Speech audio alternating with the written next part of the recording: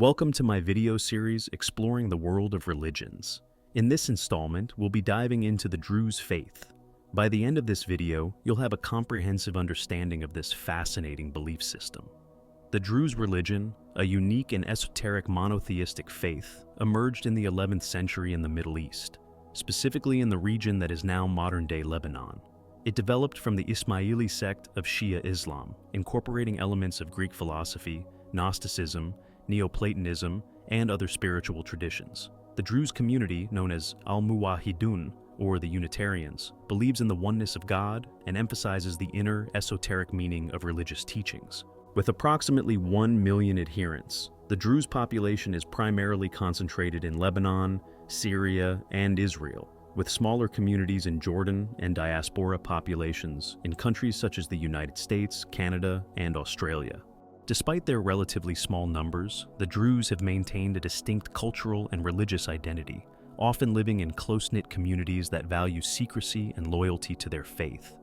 The Druze view their religion as one that builds upon the truths revealed in Judaism, Christianity, and Islam. Therefore, you might recognize some of their prophets from these traditions, such as Adam, Jesus, John the Baptist, Muhammad, and Moses.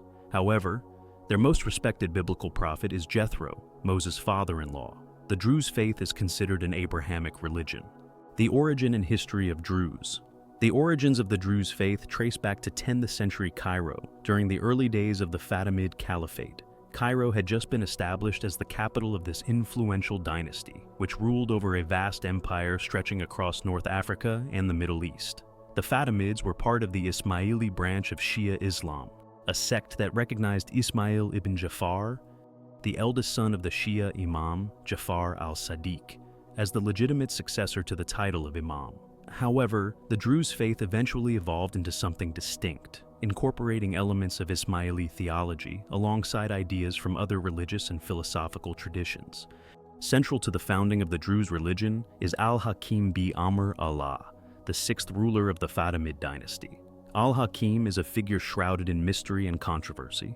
His rule has been described in various ways by historians, with some portraying him as a mad tyrant, infamous for his destruction of the Church of the Holy Sepulchre in Jerusalem, while others view him as a forward-thinking social reformer.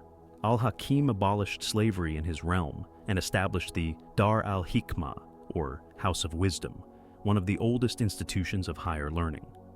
Despite his eccentricities and the mixed opinions about his reign, the Druze hold Al-Hakim in high regard, believing him to be the earthly manifestation of divine revelations central to their faith. When Al-Hakim ascended the throne in 996, he began to proclaim that a new divine revelation was imminent, one that would complete the teachings of earlier Abrahamic religions. At the core of Al-Hakim's message was the Islamic concept of Tawhid, which emphasizes the oneness and unity of God. However, for the Druze, Tawhid goes beyond its traditional Islamic interpretation.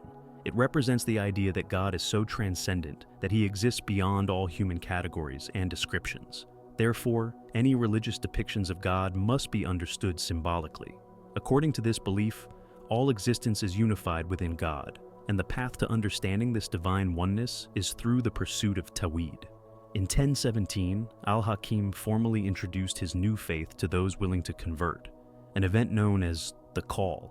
This period of conversion lasted only 26 years, after which the faith was closed to new adherents, a tradition that continues to this day.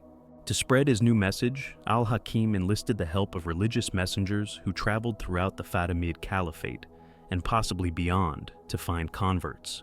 These new adherents entered into a covenant known as the Mithaq, a commitment to the Tawhid faith that was believed to carry on into their future reincarnated lives. This covenant was a lifelong commitment, symbolizing the continuity of the Druze community through the ages. Among the most prominent of these early proselytizers was Hamza ibn Ali, a young Persian whom Al-Hakim appointed as the leader, or Imam, of the new faith. Another figure, Muhammad al-Darazi, also sought influence within the movement, but ultimately led a failed revolt against Hamza. Despite this, the name Druze is thought to be derived from al-Darazi, although the Druzi themselves often reject this name due to its association with a figure they consider a heretic. A more accurate term for the Druze is Muwahhidun, meaning followers of the path to Tawhid. After al-Darazi's rebellion, Hamza solidified his leadership, especially after the mysterious disappearance of al-Hakim in 1021. While historians debate whether al-Hakim was assassinated or simply lost during one of his nocturnal desert excursions, the Druze believe that he entered occultation, a state of hidden existence with the promise of a future return. Al-Hakim's disappearance marked a difficult period for the Druze. The movement was persecuted under his successor, al-Zahir. During this time, the Druze were forced to practice taqiyya, a form of religious dissimulation, to protect themselves by concealing their true beliefs. This practice contributed to the modern perception of the Druze faith as secretive. Despite the hardships, the faith persisted underground, guided by Hamza and his most trusted disciple, Baha ad-Din al-Muqtana. Al-Muqtana played a crucial role in leading the Druze through this period of adversity, ensuring their survival by helping them settle in the mountainous regions of the Levant, where they could practice their faith in relative safety. After al-Zahir's death in 1036, al-Muqtana was able to briefly bring the Druze faith back into the open. However, in 1043, he decided to close the faith to new converts permanently, a decision that remains in effect to this day. From that point on, the Druze faith became a closed community with no proselytizing and strict rules against intermarriage with non-Druze. Holy texts, the teachings of Hamza and al-Muqtana, were later compiled into the Druze holy text known as Kitab al-Hikmah, or the Book of Wisdom. This collection of epistles, philosophy, and religious guidance was consolidated into 6 volumes, consisting of 111 separate pieces of communication. These texts continue to guide the Druze in their spiritual and daily lives, offering insights into the ethical and moral conduct expected of adherents. Historically, these texts were not accessible to outsiders of the Druze faith. It is only within the past century that some academics and researchers have gained access to them. Even within the Druze community, not all members have had access to these texts. It is argued that some of the Druze's basic principles are rooted in philosophical beliefs, with elements tracing back to ancient Greek philosophies, such as those of Pythagoras and Plato, and incorporating aspects of Judaism, Christianity, and Islam. Core concepts of Druze faith. God. The Druze concept of God is deeply rooted in the principle of Tawhid, which emphasizes the absolute unity and oneness of God. In Druze belief, God is both transcendent and immanent. Transcendent in that he is beyond all human comprehension, and immanent in the sense that all existence is encompassed within God. This reflects the belief that nothing can exist outside of God's divine essence. Hamza ibn Ali writes, "God does not occupy a definite place, for he would be limited to it. There is no place where he is not, or else his power would be deficient. He is neither first, for this would imply a notion related to a last, nor is he the end, for this would make him have a beginning." 5 central articles of faith. Unity. This principle emphasizes the concept of divine unity or oneness. The Druze believe in a singular unified God. Veneration. The Druze venerate all past prophets, acknowledging that each conveyed God's message in their respective times. They also believe in 5 spiritual luminaries. Reincarnation. Druze belief includes the transmigration of the soul, but exclusively among humans. Unlike some Hindu traditions, Druze does not believe in souls transitioning between humans and non-humans. In the Druze faith, reincarnation is not just a belief, but a fundamental truth woven into the fabric of existence. As soon as a person passes away, their soul immediately finds a new body to inhabit. The Druze believe that the soul and body are inseparable partners, and a human soul can only reincarnate into another human body of the same gender and faith.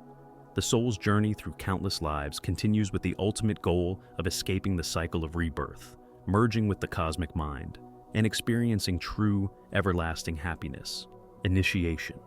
To participate in religious readings, interpretations, and rituals, individuals must undergo a process of initiation, which requires a strict moral character. Erudition. Initiates must be able to read and understand the Druze scriptures, reflecting the importance of deep knowledge and comprehension in their faith. Freedom of choice. Individuals have the freedom to choose how they practice their religion, which is seen as a private and personal experience, not a public entitlement. This concept suggests that religious practice is a secret between the individual and God that should not be shared with others. However, this freedom is not absolute. It is framed by adherence to the 7 fundamental principles of the faith, such as 1. Truthfulness. Emphasizes the importance of always being truthful. Honesty in speech and action is a fundamental moral principle. 2. Safeguarding of brethren refers to protecting and supporting fellow believers or community members, emphasizing brotherhood, solidarity, and mutual care within the faith. 3. Belief in the unity of God in every age and stage highlights the importance of maintaining belief in the oneness of God throughout all times and circumstances. It suggests that God's unity is a consistent and unchanging truth, regardless of era or situation. 4. Acceptance of God's divine acts encourages believers to accept all actions and decisions made by God, even when they are difficult to understand. It emphasizes faith and trust in God's wisdom. 5. Submission to God's will, in private and in public, urges believers to align their desires and actions with God's will, both in public and private life, underscoring the importance of living in accordance with the divine will at all times. 6. Renunciation of all forms of former worship, specifically invalid creeds and false belief. 7. Rejection of the devil and all forces of evil. The role of wisdom. Wisdom lies at the heart of the Druze faith.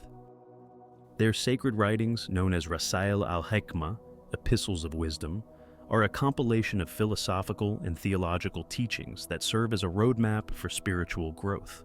The Druze place great importance on the pursuit of knowledge and understanding, with a strong focus on uncovering the deeper, hidden meanings within religious texts. 5 cosmic principles. The path to understanding Tawhid is articulated through 5 cosmic principles, each representing a facet of divine wisdom and knowledge. These principles are not merely abstract concepts. They are seen as emanations of God's essence, guiding the faithful toward a deeper understanding of the unity of all things within God. The Druze symbol, a 5-colored star, visually represents these principles. Each color stands for one of these divine emanations. Green represents the universal mind. Red represents the universal soul. The yellow color represents the word.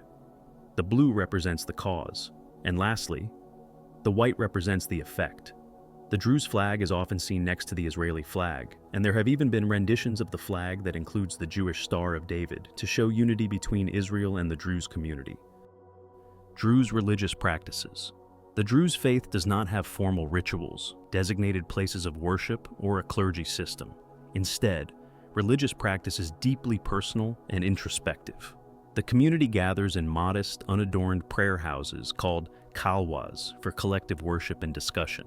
The Druze typically read their scriptures on Thursday nights each week, and members are welcome to join these readings.